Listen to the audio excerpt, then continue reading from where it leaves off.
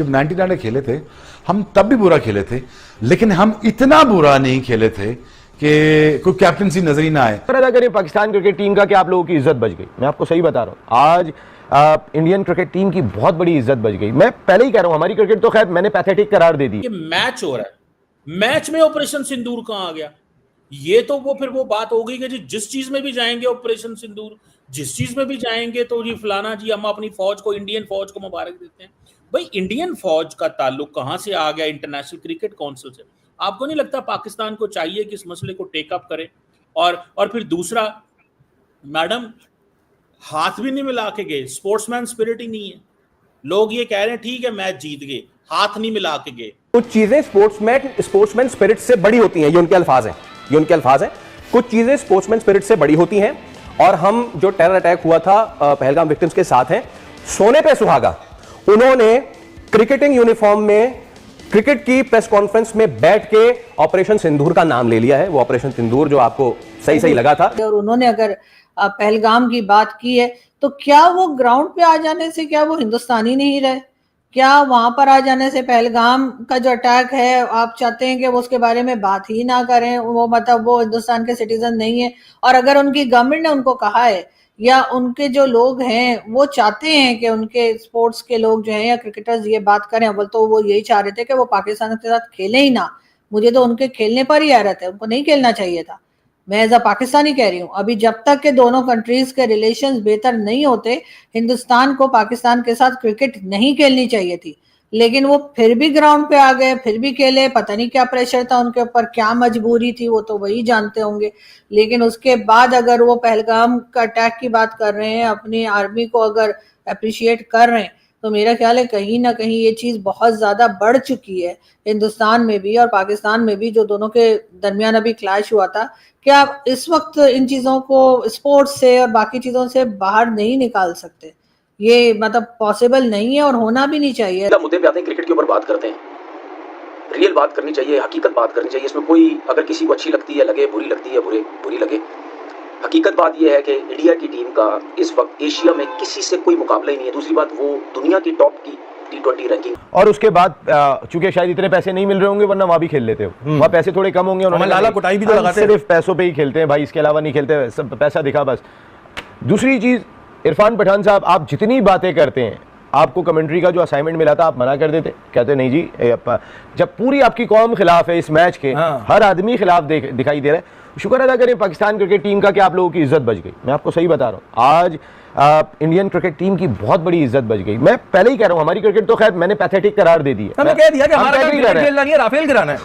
हमने तो कह दिया, कोई बड़ी बात नहीं है। मैं ये बात कह रहा हूँ कि हमारी क्रिकेट वाकई में डाउन है, लेकिन आप लोग पैसे के लिए किसी भी सतह पे जा सकते हो। हर आदमी कह रहा है, हर आदमी मना कर रहा है, नहीं खेलना है जी, पाकिस्तान से नहीं खेलना है। इरफान पठान कमेंट्री की वजह से पैसे लेने के लिए पहुंच जाते हैं एशिया कप में, उनकी टीम आ जाती है, मुकाबला भी करती है। लेकिन मैं फिर अपनी टीम के हवाले से जरूर बात करना चाहूंगा, क्योंकि जब तक पाकिस्तान वो पिंच नहीं फील करेंगे कि उनकी जो एक्शंस है उससे समाज के ऊपर एक बुरा प्रभाव पड़ रहा है। देखिए, ये बार बार कह देना कि जी नेताओं ने फैलाया है, नेताओं की वजह से दोनों देशों में दुश्मनियां हैं, जनता या आवाम तो एक दूसरे को प्यार करती है, ऐसा तो नहीं है। क्योंकि भारत की जनता ने मना करवा दिया, बल्कि गवर्नमेंट खेलना चाह रही थी, गवर्नमेंट ने आंख मार दिया, जाओ खेलो। वरना बीसीसीआई की हिम्मत होती कि वो बिना गवर्नमेंट के अप्रूवल के वो खेल लेते। गवर्नमेंट ने आंख मार दिया कि आप खेल लो, लेकिन एट द सेम टाइम उनको भी पता था कि ये प्रेशर जनता का इतना ज्यादा है कि वो उसको विदस्टैंड नहीं कर पाएंगे, तो इसलिए जो दूरी थी वो भी बना के रखी गई। तो मेरे हिसाब से देखिए, क्या खेलने का मतलब ये कि जब देखिए दुश्मनियां कई प्रकार की हो सकती है, मगर वो इतनी दुश्मनी की एग्जिस्टेंशियल बन जाए वो ठीक नहीं है। तो मेरे हिसाब से पाकिस्तान जब तक थोड़ा सबक ना सीख ले, अपने लोगों समाज का नव निर्माण ना करे, तब तक पाकिस्तान को अपने हाल पे छोड़ देना चाहिए। हम एक दूसरे से मुंह नहीं मिला पा रहे कि यार वो भारत आया और उसने हमारी इतनी पिटाई लगाई, और ये और बात है कि हमने फिर वो जहाज गिरा दिए जो हम आज तक साबित नहीं कर पा रहे। लेकिन सर उसके बाद हमें भी नहीं खेलना चाहिए था। सर हम इतने मतलब हमें भी तो पैसा आया ही होगा ना, हम तो कोई काम फ्री में करते नहीं है, हमारे यहाँ तो हर चीज पे हम तो पैसा देखते ही है। तो सर हमने कौन सा फ्री में खेला होगा? तो इसलिए हम भी पहुंच गए कि ठीक है यार, उन्होंने आगे 11 जगह अटैक कर दिए तो कर दिए, कौन सा मसूद अजहर मारा गया, वो तो बच ही गया ना। तो फिर उसलिए हम भी सर पहुंच गए, वरना हमें कहना चाहिए था हम भारत के साथ नहीं खेलेंगे, क्योंकि देखें जी भारत ने हमारे ऊपर अटैक किया है और हमारी गैरत ये गवारा नहीं करती कि हम जो है जाके भारत के साथ क्रिकेट खेलें, इसलिए कि उन्होंने हमारे पास इतना अटैक किया, इतना नुकसान किया सर, कौन कौन से एयर बेसिस हमारे उड़ा दिए जो हम आज तक मरम्मत कर रहे हैं ईंटें जमा कर करके। तो सर हमें थोड़ा तो मतलब गैरत दिखानी चाहिए ना, हमें हो क्या जाता है मतलब डॉलर देखकर बिल्कुल ही बावले हो जाते हैं हम लोग। देखिए पहली बात तो यह है कि ये पाकिस्तान का फार्मूला ही नहीं है। पाकिस्तान तो कहता है हम बायलैटरल भी खेलेंगे, पाकिस्तान स्पोर्ट्स को और पॉलिटिक्स को अलग रखता है।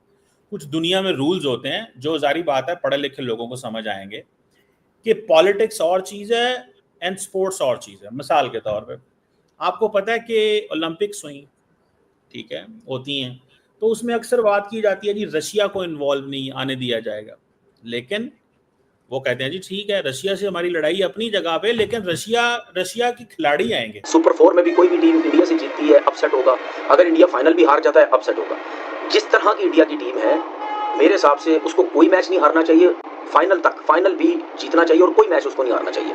ये मेरी अपनी एक सोच है। जो मुझे इंडिया की टीम नजर आती है, बहुत से लोग मुझे सुनेंगे, बहुत से लोग वैसे ही मेरे ऊपर वीडियोस बनाते हैं, बहुत से लोग ये वीडियो देखने के बाद वीडियो बनाएंगे भी कि यार वो देखो जी क्या बोल रहा है। अगर यही टीम पाकिस्तान की होती, यही लेवल की होती, तो मैं तो धड़ल्ले से सबको कहता, दुनिया की किसी टीम को कहता हो यार जरा ग्राउंड में आ जाओ, आओ ग्राउंड में आ जाओ, देखते हैं कि कितनी बड़ी तुम्हारी टीम है। लेकिन फिलहाल हमारी टीम उस लेवल की नहीं है जिस तरह हम समझ रहे हैं कि जी हमारी टीम है। दिन अच्छा हुआ पाकिस्तान का, बहुत अच्छा खेलेंगे, ये मैं बार बार कह रहा हूँ। पाकिस्तान बहुत ही एक्स्ट्राऑर्डिनरी खेलेगा तो इंडिया से जीतेगा। एक्स्ट्राऑर्डिनरी किस तरह खेलेगा, किसी की बैटिंग एक्स्ट्राऑर्डिनरी हो गई, जीत जाएंगे आप, या किसी का एक्स्ट्राऑर्डिनरी स्पेल लग गया, ज्यादा चांसेस तो स्पिनर्स के लगते हैं, स्पेल लग गया तो इंडिया की टीम हार जाएगी। ये ओमान की टीम नहीं है, ऐसा नहीं होगा जिस तरह मोहम्मद हारिस ने हर बॉल लेग स्टंप पे मारने की कोशिश की, उसके रिडार में मिलती रही, शॉटें लगती रही। यहाँ पे चाहे साइम अयूब बिल्कुल आउट ऑफ फॉर्म, कोई पता नहीं है रन करेगा या नहीं करेगा। साहबजादा फरहान भी अजीबोगरीब क्रिकेट खेल रहा है, पता नहीं क्या हो गया उसको, ट्राइनेशन से पहले या उससे पहले की जिस तरह की वो इनिंगें खेल रहा है समझ नहीं आ रही। उसकी सारी बैटिंग तहस नहस करके रखती माइक हैसन ने, स्ट्राइक रेट के चक्कर में, तेज खेलने के चक्कर में हर इनका प्लेयर पाकिस्तान के ऊपर लेग स्टंप पे घुमाई जा रहा है, बल्ले ऑफ स्टंप की और सीधी क्रिकेट ही भूल गए। वो आउट ऑफ फॉर्म, साहबजादा की मजा नहीं आ रहा, साइम अयूब बिल्कुल आउट ऑफ फॉर्म, फखर जमान एक प्लेयर है, वो भी जैसा खेलता है उसके लग गए तो लग गए, नहीं तो वो भी आउट हो जाए। उस विनिंग कॉम्बिनेशन में जो फ्लॉज थे उसको ठीक करने में क्या प्रॉब्लम है? होना ये चाहिए। टीम डेविड ने वेस्ट इंडीज में 100 करा, अगले मैच में उसने रेस्ट करा था, तो मतलब आपको देखना चाहिए ना। तो हो सकता है माइट भी उसको इंजरी हो, लेकिन आपको अपोजिशन देख के टीम बनानी पड़ती है, आपको पिच की कंडीशन देख के टीम बनानी पड़ती है, वो मेन चीज होती है। ये थोड़ी कि आपने पेपर पे बना दी और जब आप ग्राउंड में पहुंचे तो वो तो बिल्कुल ही डिफरेंट पिच है। नजीब दूसरी चीज पता क्या, इनकी समझदारी आप देख लें कि शारजा की टोटली डिफरेंट कंडीशन थी और दुबई की टोटली डिफरेंट थी, तो उसी कॉम्बिनेशन के साथ गए हैं। तो इसलिए मैं कहता हूँ कि जरा सोच समझ के आप देखा करें, कंडीशन को असेस किया करें, फिर ही आपकी क्रिकेट बेहतर होगी। भाई आप ये तो चलता ही।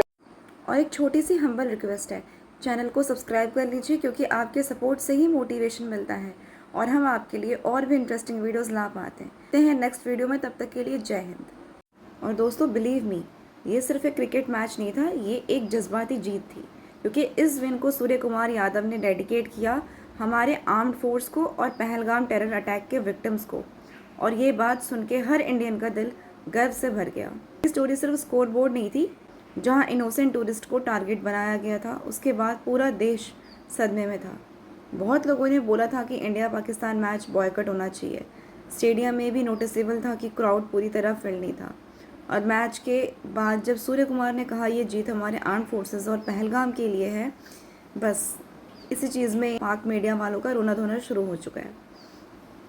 ये सिर्फ क्रिकेट नहीं है, एक ट्रिब्यूट बन गया है।